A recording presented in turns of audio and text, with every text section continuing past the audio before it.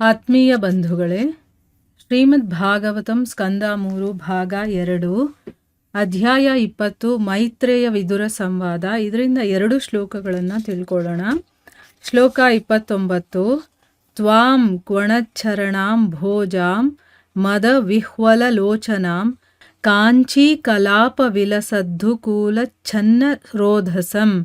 ಅನುವಾದ: ಬ್ರಹ್ಮನು ತ್ಯಜಿಸಿದ ಶರೀರವು ಹಗಲು ರಾತ್ರಿಗಳು ಸಂಧಿಸುವ ರಜೋಗುಣವನ್ನು ಉದ್ದೀಪಿಸುವ ಸಮಯವಾದ ಸಂಧ್ಯಾ ಪ್ರಕಾಶದ ರೂಪವನ್ನು ತಳೆಯಿತು.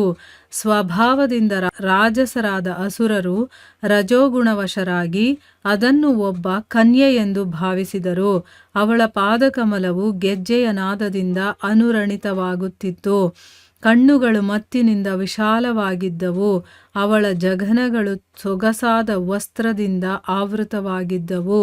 ಅದರ ಮೇಲೆ ಅವಳ ಒಡ್ಯಾಣವು ಪ್ರಕಾಶಿಸುತ್ತಿತ್ತು. ಶ್ಲೋಕ 30. ಅನ್ಯೋನ್ಯ ಶ್ಲೇಷಯೋತ್ತುಂಗ ನಿರಂತರ ಪಯೋಧರಾಂ ಸುನಾಸಾಂ ಸುದ್ವಿಜಾಂ ಸ್ನಿಗ್ಧ ಹಾಸ ಲೀಲಾವಲೋಕನಾಂ. ಅನುವಾದ: ಅವಳ ಸ್ತನಗಳು ಒಂದಕ್ಕೊಂದು ಕೂಡಿಕೊಂಡು ತುಂಬಿದ್ದವು. ಅವುಗಳ ಮಧ್ಯೆ ಸ್ವಲ್ಪವೂ ಎಡೆಯಿಲ್ಲದಂತೆ ಪರಸ್ಪರ ಒತ್ತಿಕೊಂಡಿದ್ದವು. ಅವಳಿಗೆ ಮಾಟವಾದ ಮೂಗು ಮತ್ತು ಸುಂದರವಾದ ಹಲ್ಲುಗಳಿದ್ದವು. ಅವಳ ತುಟಿಯ ಮೇಲೆ ಮಂದಹಾಸ ನೆಲೆಯುತ್ತಿತ್ತು. ಅವಳು ಅಸುರರ ಕಡೆಗೆ ಒಮ್ಮೆ ಸರಸದ ನೋಟವನ್ನು ಬೀರಿದಳು. ಇವು ಶ್ಲೋಕಗಳು ಮತ್ತು ಅವುಗಳ ಅನುವಾದ. ಈಗ ಭಾವಾರ್ಥದ ಮೂಲಕ ನಾವು ಇದರ ಅರ್ಥವನ್ನು ತಿಳ್ಕೊಳ್ಳೋದಕ್ಕೆ ಪ್ರಯತ್ನ ಮಾಡೋಣ. ಓದ ಭಾಗದಲ್ಲಿ ನಾವೇನು ತಿಳ್ಕೊಂಡ್ವಿ? ಭಗವಂತ ಎಲ್ಲರ ಮನಸ್ಸನ್ನು ಕೂಡ ಅರ್ಥ ಮಾಡಿಕೊಳ್ಳುವಂಥವನು. ಈಗ ಬ್ರಹ್ಮ ಏನು ಹೇಳ್ತಾ ಇದ್ದಾನೆ, ಬ್ರಹ್ಮನ ಸಂಕಟ ಏನು, ಅದೆಲ್ಲ ಅರ್ಥ ಮಾಡಿಕೊಂಡು ಅವನಿಗೆ ಹೇಳ್ತಾನೆ, ಈ ನಿನ್ನ ಅಶುದ್ಧ ಶರೀರವನ್ನು ನೀನು ತ್ಯಾಗ ಮಾಡಿಬಿಡು ಅಂತಂದ್ಬಿಟ್ಟು ಆ ಭಗವಂತನ ಅಪ್ಪಣೆಯ ಹಾಗೇನೆ ಬ್ರಹ್ಮ ಶರೀರವನ್ನು ಕೂಡ ತ್ಯಾಗ ಮಾಡ್ದ ಅಂತ ನಾವು ಓದ ಭಾಗದಲ್ಲಿ ತಿಳ್ಕೊಂಡ್ವಿ.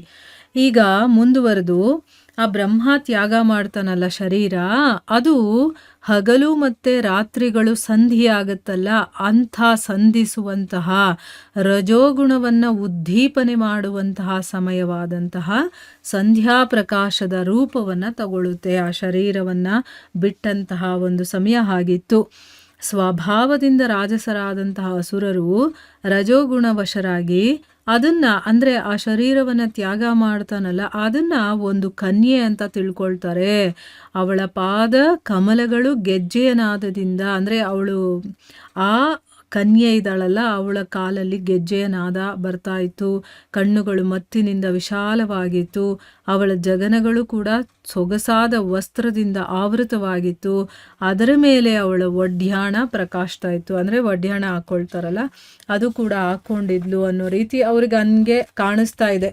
ಸೊ ಈಗ ಈ ವಿಷಯದ ಬಗ್ಗೆ ಗುರುಗಳೇನು ಹೇಳಿದ್ದಾರೆ ಭಾವಾರ್ಥದಲ್ಲಿ ಅಂತ ತಿಳ್ಕೊಳ್ಳೋಣ. ಆಧ್ಯಾತ್ಮಿಕ ಸಂಸ್ಕಾರಕ್ಕೆ ಬೆಳಗಿನ ಜಾವ ಹೇಗೆ ಶುಭ ಮುಹೂರ್ತವೋ ಹಾಗೆ ಸಂಧ್ಯಾಕಾಲವು ಕಾಮಾಸಕ್ತಿಯ ಕಾಲವಾಗಿದೆ. ಆಸುರಿ ಗುಣವುಳ್ಳ ವ್ಯಕ್ತಿಗಳು ಆಗ ಸಾಮಾನ್ಯವಾಗಿ ಲೈಂಗಿಕ ಸುಖಕ್ಕಾಗಿ ಹಾತೊರೆಯುತ್ತಾರೆ. ಆದ್ದರಿಂದ ಅವರು ಸಂಧ್ಯಾಕಾಲದ ಆಗಮನವನ್ನು ಇಷ್ಟಪಡುತ್ತಾರೆ.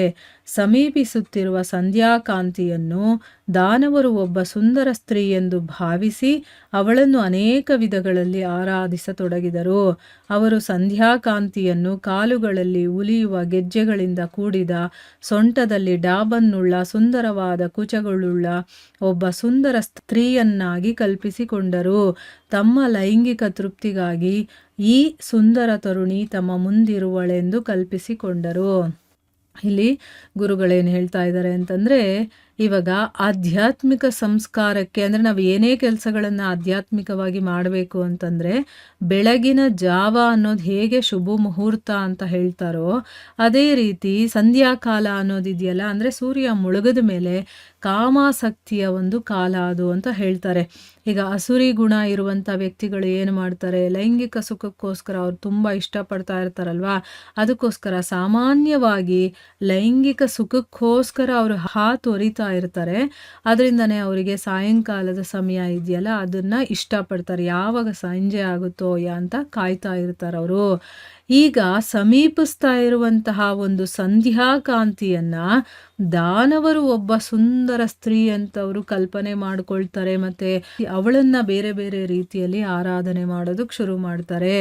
ಹೇಗೆ ಅವ್ರು ಕಲ್ಪಿಸ್ಕೊಳ್ತಾರೆ ಅಂತಂದರೆ, ಅವಳ ಕಾಲಲ್ಲಿ ಗೆಜ್ಜೆಗಳು ನುಡಿತಾ ಇರುತ್ತೆ, ಅಂದರೆ ಆ ಗೆಜ್ಜೆ ಶಬ್ದ ಬರ್ತಾ ಇರುತ್ತಲ್ಲ ಅಂಥ ಕಾಲ್ಗೆಜ್ಜೆಗಳನ್ನು ತೊಟ್ಟಿದ್ದಾಳೆ. ಸೊಂಟಲ್ಲಿ ಡಾಬನ್ನು ಹಾಕ್ಕೊಂಡಿದ್ದಾಳೆ. ಸುಂದರವಾದಂತಹ ಕುಚಗಳಿದೆ ಅವಳಿಗೆ. ಅಂದರೆ ಒಬ್ಬ ಸುಂದರವಾಗಿರುವಂತಹ ಸ್ತ್ರೀಯನ್ನಾಗಿ ಅವರು ಕಲ್ಪನೆ ಮಾಡ್ಕೊಳ್ತಾರೆ. ತಮ್ಮ ಲೈಂಗಿಕ ತೃಪ್ತಿಗೋಸ್ಕರನೇ ಈ ಸುಂದರ ತರುಣಿ ನಮ್ಮ ಮುಂದೆ ಇದ್ದಾಳೆ ಅಂತ ಅವರು ಕಲ್ಪನೆ ಮಾಡ್ಕೊಳ್ತಾರೆ. ಮುಂದಿನ ಶ್ಲೋಕದಲ್ಲಿ ಹೇಳ್ತಾರೆ, ಅವಳ ಸ್ತನಗಳು ಹೇಗಿದ್ದು ಅಂತಂದರೆ ಒಂದಕ್ಕೊಂದು ಕೂಡಿಕೊಂಡು ತುಂಬಿತ್ತು ಮತ್ತು ಅದರ ಮಧ್ಯದಲ್ಲಿ ಸ್ವಲ್ಪ ಕೂಡ ಜಾಗ ಇಲ್ಲದೆ ಅದು ಒತ್ಕೊಂಡಿತ್ತು. ಅಂದರೆ ಅವಳ ಒಂದು ಮೈಮಾಟವನ್ನು ಹೇಳ್ತಾ ಇದ್ದಾರೆ. ಆಮೇಲೆ ಅವಳ ಮೂಗು ಕೂಡ ತುಂಬ ಚೆನ್ನಾಗಿತ್ತು, ಸುಂದರವಾದ ಹಲ್ಲುಗಳಿತ್ತು. ಅವಳ ತುಟಿಯ ಮೇಲೆ ಮಂದಹಾಸ ನಲಿತಾ ಇತ್ತು. ಅವಳು ಅಸುರರ ಕಡೆಗೆ ಒಂದು ಸರಿ ಸರಸದ ನೋಟವನ್ನು ಬೀರ್ತಾಳೆ. ಅಂದರೆ ಇವರೆಲ್ಲ ಮಾಯೆಗೆ ಒಳಗಾಗಿ ಅದನ್ನು ಕಲ್ಪನೆ ಮಾಡಿಕೊಂಡು ಆನಂದ ಪಡ್ತಾ ಇದ್ದಾರೆ. ಅವಳು ಹೇಗೆ ಕಾಣಿಸ್ತಾ ಇದ್ಲು, ಹೇಗೆಲ್ಲ ಇದ್ಲು ಅನ್ನೋದನ್ನು ಕೂಡ ಇಲ್ಲಿ ಎಕ್ಸ್ಪ್ಲೇನ್ ಮಾಡಿದ್ದಾರೆ. ಸೊ ಇಲ್ಲಿಗೆ ನಾವು ನಿಲ್ಲಿಸೋಣ. ಮುಂದೇನಾಗುತ್ತೆ ಅಂತ ನಾವು ಮುಂದಿನ ಭಾಗದಲ್ಲಿ ತಿಳ್ಕೊಳ್ಳೋಣ. ಹರೇ ಕೃಷ್ಣ.